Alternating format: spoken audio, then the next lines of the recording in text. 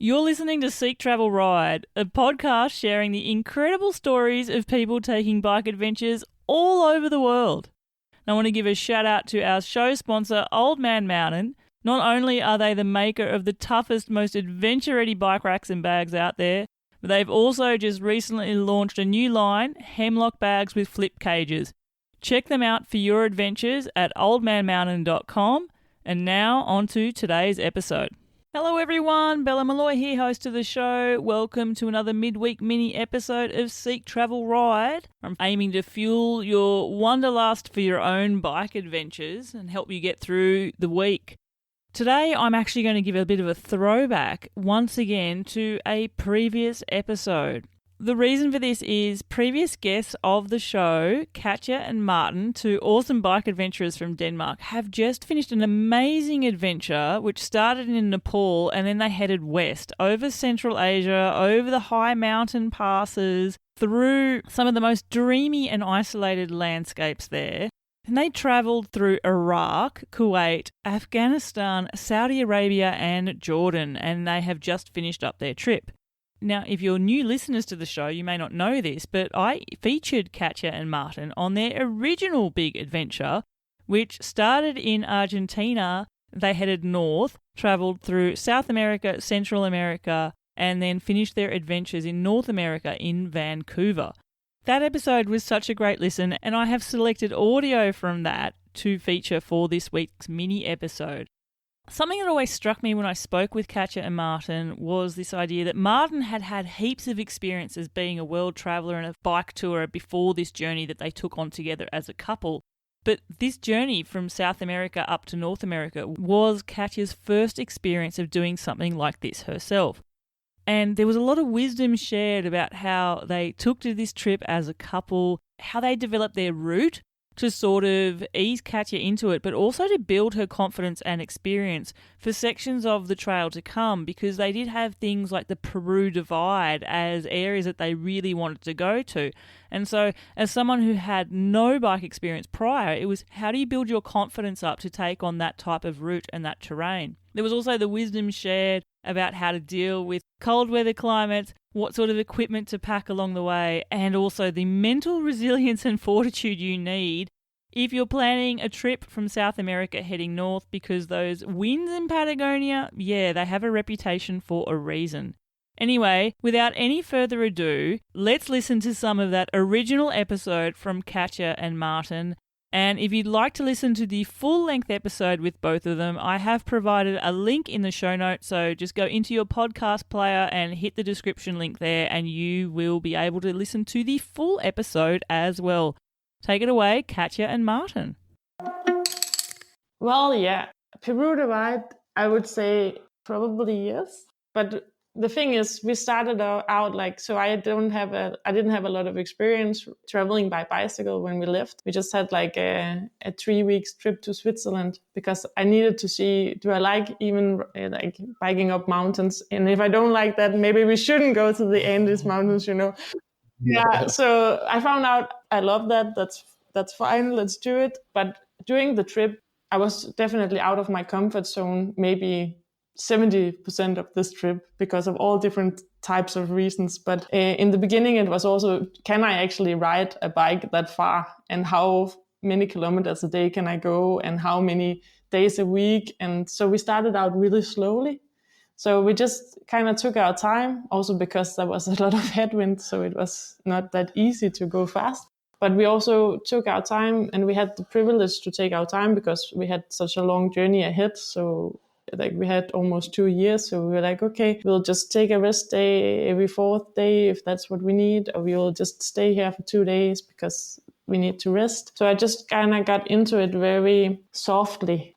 Kind of softly because it wasn't so soft because of the crazy wind. Crazy wind from day one, right? Yeah, exactly. We're not just talking about a pesty headwind which sort of eats away at you slowly all day. I'm picturing winds that you'd potentially have to get off and hold everything in your might not to fall over, to not get blown off the road. Yeah. You may have even... Well, yeah, we did get blown off the road quite a bit. And also in the first day, we only go 40 kilometers and it took us the whole day 8-10 hours because we're just cycling 5 kilometers an hour against the headwind. And I was like, if this is how it's going to be, then I'm not sure this is something I want to do. Yeah. But yeah, the thing is, like, we started off slowly building up, and then we took some challenges. So down in Argentina, we took like a little more remote trail into the mountain road where it was just like kind of sandy roads and stuff. But it was just to kind of build up on my endurance and build up on my confidence. I think actually that was the most important part. I had to be confident that I could actually like go up in the mountains. So before we came to Peru, I had already done a lot of these small like trips. That small kinda, in the sense of small, but still like 4 days, 5 days on with all our food and water on the bike. So we kind of built that up. Yeah, I think that's what Katja is also explaining. And we in Argentina, northern Argentina, we already went up to 4,800 meters. And so we had a lot of, like, say, build up this confidence and teamwork to understand how to be on this road. So that would also be, so if your listeners are like wondering, can I do the Peru Divide? So I would say it's good to get a little bit of experience on your bike, on dirt trails and on steep descents and long ascents going up, because you go from 2,000 meters up to 5,000 meters.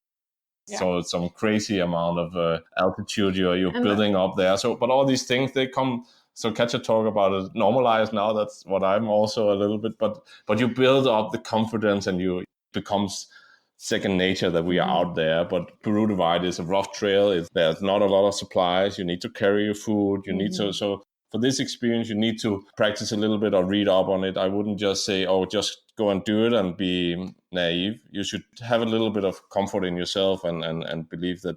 But when that's said, I would say if you want to do it, you can do it, and then just prepare for it. And that's the key for this kind of things, is you need to prepare a little bit. But the training, yes, if you want to do the Peru Divide only, you should train a bit. But if you want to do a long ride like this, don't worry about training. That will happen along the way. Yeah. Just take it slowly, like what Katja was explaining. You build it up. Yeah, exactly. Katja, hearing you say, you know, in a way you needed your own inner confidence and your own self-belief to know in your mind that it's possible, so that you could keep going. And I guess, Martin, is that where, as a couple, you have the advantage of drawing on the experience from the big one, the big tour, and sort of, I guess, in your mind, you're also cognizant of the type of things that probably are going to be facing you. You've been in areas of high altitude before. You've been in remote places before. You've most likely had to have a heavy laden bike for days and days before.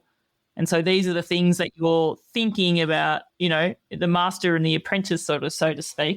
Yeah, exactly. I believe you're equals in this couple. Putting that out there. Yeah, of course.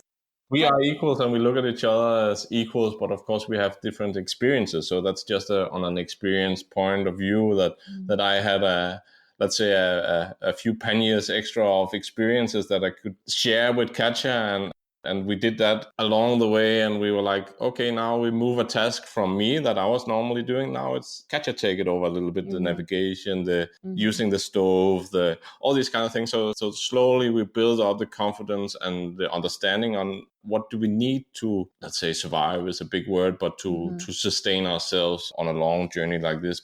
But for sure, there was this level of sharing some experience. And then we had to learn to work as a team, because we are different persons. So we have to find where are we comfortable and where do we have our challenges. And we support each other a lot in that also. Yeah, it was actually a challenge to be this far apart in experience, because it was easy for me to maybe step a little bit back and just let Martin do a lot of the practical things in the beginning, because it was already so many impressions that I had to take in, just being on the trip and sleeping outdoors and having to find a place to wild camp and having to do all these things. And Martin have done those things like 1,000 times before. We had to like find a way where we were both comfortable, and I had to maybe be a little more out of my comfort zone, so Martin didn't get too bored. No, I don't think that's true. But we had to push your comfort zone a little bit. in order to do a journey like this, there is a certain extent of discomfort, right? So, but you get used to it, and then it becomes your normal, and then it's comfortable to be there. But you have to push away from normal life a little bit. So there's no couch every night to sit and watch TV. So you start there, and then we build it up, right? Yeah. But I think we did it very well. Yeah, for sure. But it's just, it was just like a theme in the beginning of our trip that, we had to figure out this like imbalance in experience. I imagine conversely there would have been days where just from a physical element point of view, or even mentally, that you would have felt awesome and happy, and Martin, you would have been potentially going through a downer, because it doesn't matter how much experience you also have the experience of knowing that not every day you're going to be happy as anything and enjoying the moment. There's going to be days of struggle or sickness. So that's true. I imagine, Katja, there were moments where Martin was very thankful that you were there to help lift him up, and perhaps he was looking at you with the mind of, oh gosh, look at where you are today, and I'm just so. Whilst you started as the inexperienced one on this trip, for sure, I think that would have changed so much dynamically as the kilometres and as your little bike trail made its way up the Americas. Yeah, for sure. No.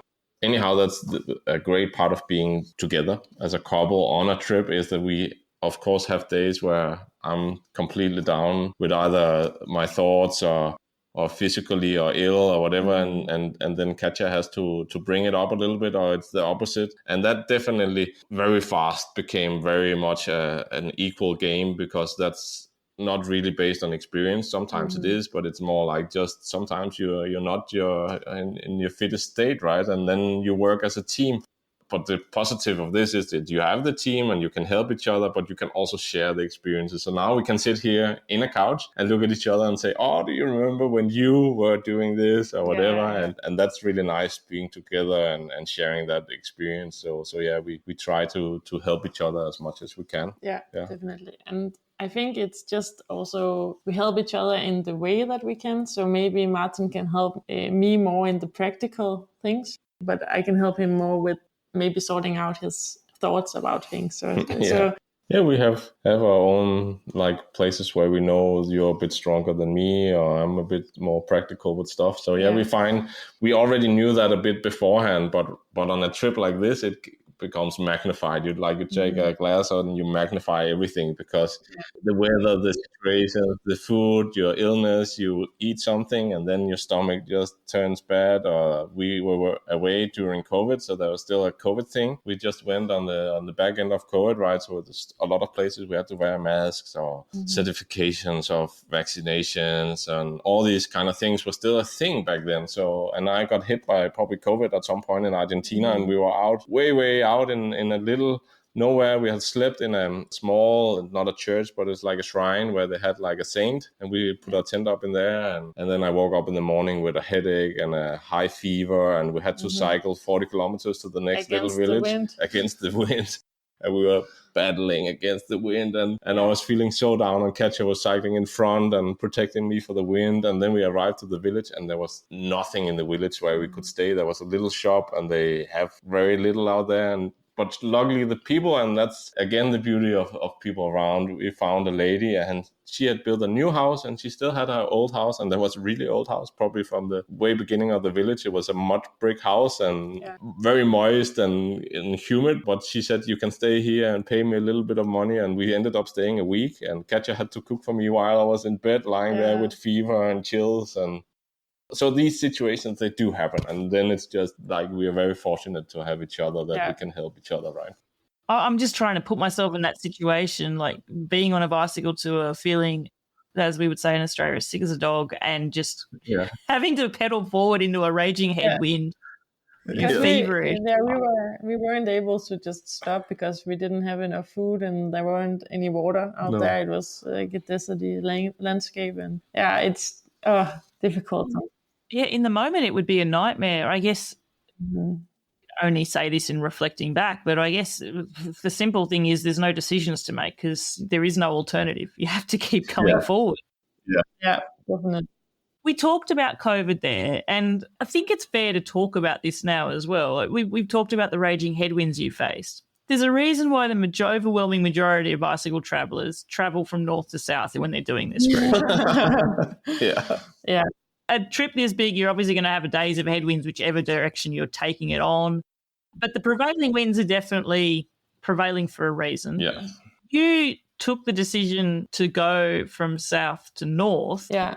That was a timing thing as well, wasn't it? It was primarily a timing thing, actually, because we were ready to go and we didn't want to wait 5 more months. So we decided to do this trip in, I think it was April, and then we were thinking, okay, we can leave in January, and we didn't want to wait the 5 months more you have to wait for summer in Canada. So that's primarily it. And then we had a couple of friends from Denmark who have done the same. South to north. They also did it south to north, and they were like, it's doable. This is a Danish thing? Yeah.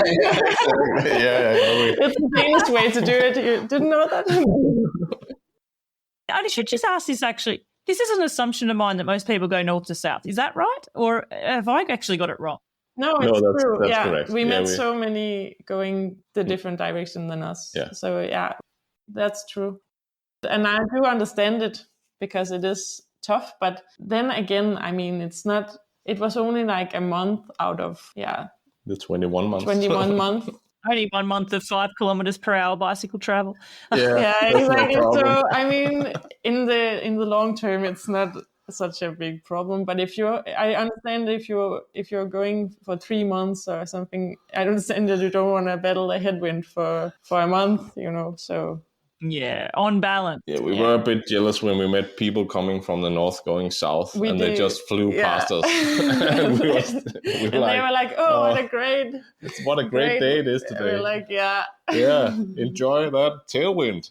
Oh, I could just imagine. I mean, I've had that passing strangers just in normal winds or wherever I've been. Yeah. When you're on fire with a tailwind, what is the theory? There's no such thing as a tailwind. There's just good form. You're just going faster. But when you see someone coming the other way, my heart just drops for them. It's like, exactly. Glad I'm not them. Yeah, that was us. What I wanted to also point out there was, because COVID, whilst it didn't change when you left, it did change a few things, and that would have been the start point of your route. Now, most people taking on this route start off at the very, very bottom, as far south as you can go, Ushuaia. Yeah. But you couldn't do that because Chile was out of bounds when you started. Exactly. Yeah, that's correct. And that's also have a connection with the wind, because we had more wind because we stayed in Argentina than we would have had probably in Chile going in. Yeah, so we weren't preparing for all of this wind. No, we actually made that change very quickly, because back then, that was in the end of 2021, right? So then things were moving with borders opening and all this. So we still had back in December 2021, we still had our ticket to Ushuaia. Yeah. And we were still hoping, fingers crossed, Chile had made some statements of opening their borders, but then we were getting too close. And 3 weeks before we left on the 4th of January 2022, we decided, okay, we can't take the chance to fly to Ushuaia, because imagine if we are stuck down there, we have to fly out again somewhere or whatever. Yeah. So we looked at the map, and where is the furthest southern airport in Argentina, and actually it's Rio Gallegos, which is a small town / city in those kinds. They're just on the border with Chile, and so we flew down there for that reason, because we wanted to start in Ushuaia. That's where you normally start on a tour like this. But COVID kind of put a little bit of a branch in our wheel, and we just settled up and said, okay, that's just how we deal with it. It's still hurting us a little, because when we say we started southern Argentina, people say, oh, you started in Ushuaia. And then we have to explain exactly what we just did. Oh, due to COVID, we couldn't do it. And then afterwards, we learned that there was actually a bus connecting from Argentina through Chile. So we could have probably gotten on that bus, but we didn't have this information beforehand. So we just had to deal with the situation. And then luckily, Argentina let us in, because there was the other question, maybe they won't let us in. You don't know when you arrive in COVID times. And we had our certificates and all this planned out and did all the registrations we needed to. And it was very easy, actually. They didn't check anything. They just said, have a good time in Argentina. and that was good. So but crossing back into Chile, we had a lot of issues with COVID. Chile was very tough on it, and in the beginning they just opened 3 borders through the whole range. They have 5,000 kilometers of border with Argentina, and luckily one of them were halfway in Patagonia. We could go into Chile and enjoy the beautiful Carretera Austral, which is a beautiful area. And so COVID was still a bit of a challenge. Followed us a bit, but luckily now we deal with it, right? And it's not a big pandemic anymore.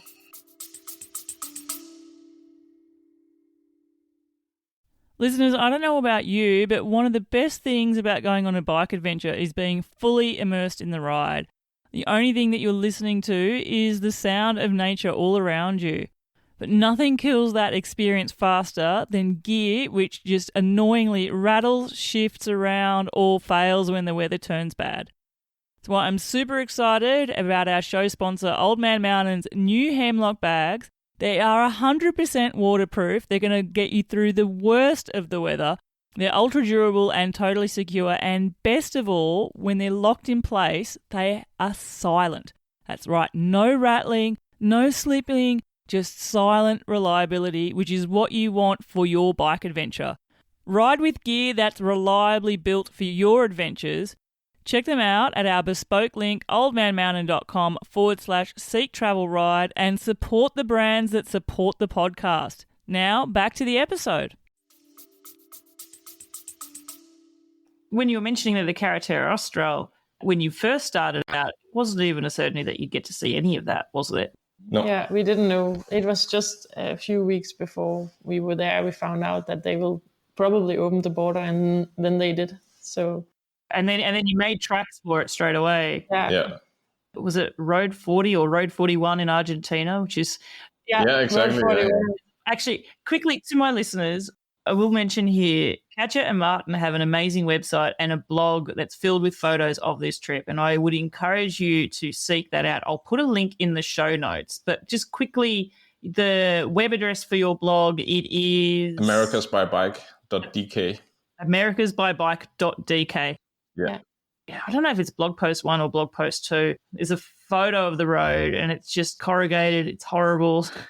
It's not the Carretera Austral. No, that was what I was talking about earlier, actually. That was like one of the first challenges for me on the bike, like the real challenges apart from the wind. Those sandy washboard roads, that was just 300 kilometers of those. And then also the headwind. So it's a good starting point. But then we made it into Chile, and we were really heading to Chile because the headwinds were grueling, and we know that on the other side of the Andes Mountains, so that's on the western side of the Andes Mountains, the winds are not as strong. So when you get into Chile, the winds completely disappear more or less. You don't have any headwinds, there's no wind. But what you get in that season, that was in March, you get the rainy season. So we swapped the wind. We made a little deal, and then we said, there you go, wind. And then we got rain for 3 weeks. so we still enjoyed it a lot. We still had a great time. It's all the extremes, because the other thing that happened when you first set out is not only did you have the wind, but you got sunburnt. Yeah. Then you also had real cold weather. And I imagine, we were talking about when you were on the Peru Divide, up to 5,000 meters, but where you were camping as well in high elevation, you would have been freezing, I imagine, as well. Yeah, we had some cold nights. We had some cold nights, but the worst weren't actually in Peru. It was in Argentina, going from Argentina to Chile in the north of both countries. And Paso Hama, it's called. I think people will maybe know if they cycled there. But we had nights down to minus 20 degrees. Yeah, Celsius. Sorry, did you say minus 20 degrees? Sorry. Yeah. Minus 20. Wow. Yeah, exactly. 20, yeah. So that was the coldest night. That was the coldest we had. So we had a lot of cold nights, but those were cold. Guaranteed I've got some Canadians listening to this show. Yeah, they don't mind. I know, often Canadians go, oh, yeah, whatever, that's not. How do you keep warm? All you can do is put every single thing that you've got on and use each other's body warmth. What other techniques are there? Yeah, well, so heating up some hot water and putting it in the bottle and then taking the bottle down with you in the sleeping bag. But we carry 2 sleeping bags actually, so that's a little trick maybe for other people going on long tours. I think for a shorter trip, it's not a big thing. But because we go through all these climates that we've talked about now already, we've had cold and warmth and all this. So we have almost a 4-season sleeping bag, which it goes down to like I think minus 10 or 8, something like that. And then we have a summer sleeping bag, which is just down to 2-3 degrees. But when you combine these two, we're pretty good well off. But that also gives us flexibility through the season, so we can sleep well because we really appreciate our sleep. So that system of having 2, like a layered sleeping system, and it's down sleeping bags, and it's like the heavy one is 700 grams and the light one is 200 grams. So it's not a big thing to carry, but I think now it's a good way to do it.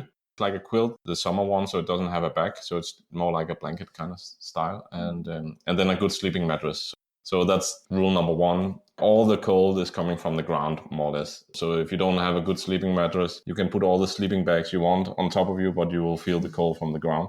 That's how we keep warm. So the sleeping system we kind of worked on a little bit, and then when it's really cold, we need to put a little bit of extra clothing on to jump into the sleeping bag, our down jacket on if we need it, and then an Nalgene bottle with boiled water in, and then wrap some clothing around it so you don't burn yourself, and then put it down in your sleeping bag, and then we'll stay kind of warm. That's such a cool tip. You mentioned there, Martin, the wisdom in taking 2 sleeping bags. What other sort of things did you consider for this trip, knowing the details of the route and where it was going to take you, the places you were hoping to see? Like when you're dealing with remote places, were there stuff you took on this route that you took on it because of the length of the journey and the extremes, or apart from 2 sleeping bags, is everything the same? Oh, it's a really good question. I think we've spent a lot of, especially me, I like going through the details of our gear, and we also, there's one is the length of the journey. Another thing is where do you want to have your comfort. So you can go very lightweight, but that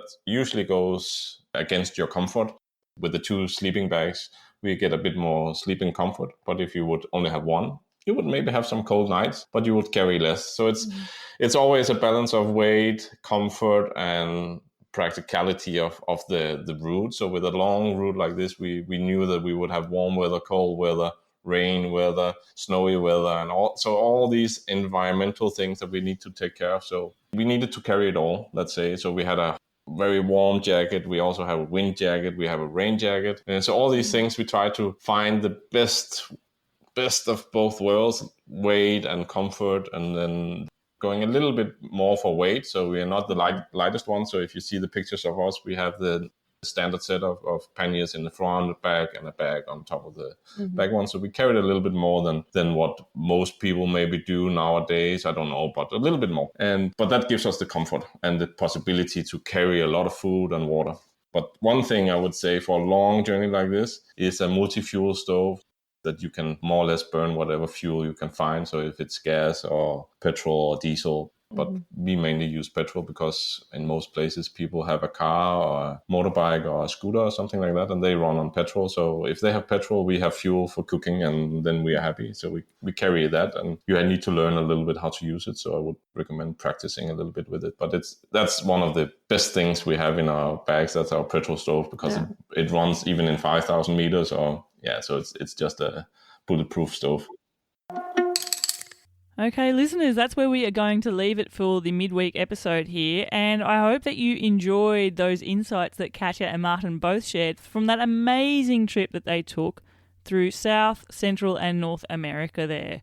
I've also provided a link in the show notes to their Instagram account. You can flick through their stories and see images not just from that trip, but also from their most recent trip, travelling from Nepal all the way across to Jordan. As I said, some amazing isolated landscapes and insights into cultures that many of us just really do not know that much about. Now, a bit of news for Seek Travel Right as well is that in the coming months in UK and Europe, I'm going to be taking the podcast live. That's right, I'm going to be joined by a few previous guests of the show. We're going to be doing some live events. So keep your eyes peeled on our social channels on Instagram. You can find me there at Seek Travel Ride. Or alternatively, sign up to our Seek Travel Ride newsletter and you'll be the first to learn about when these shows are going to be taking place and how to get tickets to them as well. I'm pretty excited to be able to team up with some previous guests. For me, it'll also be an opportunity to meet them face to face for the first time, and I am super stoked about the adventures we are no doubt going to be sharing with you there in the live audience as well. Now we come to the part of the show which I really enjoy, and that's where I get the opportunity to say a big heartfelt thank you to you, my super fans, who have shown some more love and appreciation for the show and bought me some coffees. This week I'd like to say a big thank you to Jacques Prusien, who's also a monthly supporter of the show, and he says, "Thanks for the fantastic podcast, Bella." Well, Jacques, thank you 1,000,000% for being such a super fan. You've been so supportive, I think, since I first launched this show. Yeah, thank you for supporting me on Buy Me a Coffee and really appreciate it. And I hope that you're out there on some of your own bike travel soon as well. I also like to say a big thank you to Lonnie Miller, who said, "Thanks for the inspiration for bike packing. Our club recently completed a 3-day loop from King City to Monterey and Carmel and returned back to King City." Well, thank you, Lonnie. I'm glad you have been enjoying tuning into the podcast. It looks like you have turned that inspiration for bikepacking into action with this mini adventure as well. I love the ideas that in 3 days you can condense a lot of adventure and fun and come away with it, no doubt, with more experiences and hopefully left you scheming for more bike adventures to come as well. Thank you heaps for supporting the show.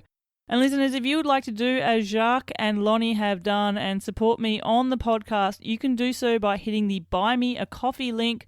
I provided it in the show notes, or simply head to buymeacoffee.com/Seek Travel Ride. Buy me a brew. But more importantly, tell me what it is that you love about tuning into the podcast and where are your next bike adventures going to take you. Until the next episode, my name's Bella Malloy. Thanks for listening.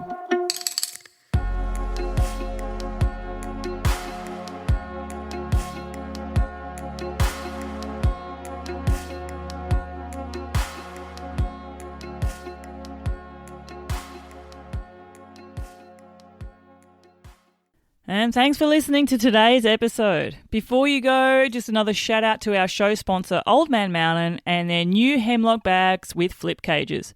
They're fork-mounted packs which will attach securely with a hook and lever flip, ensuring a stable, rattle-free ride and easy removal.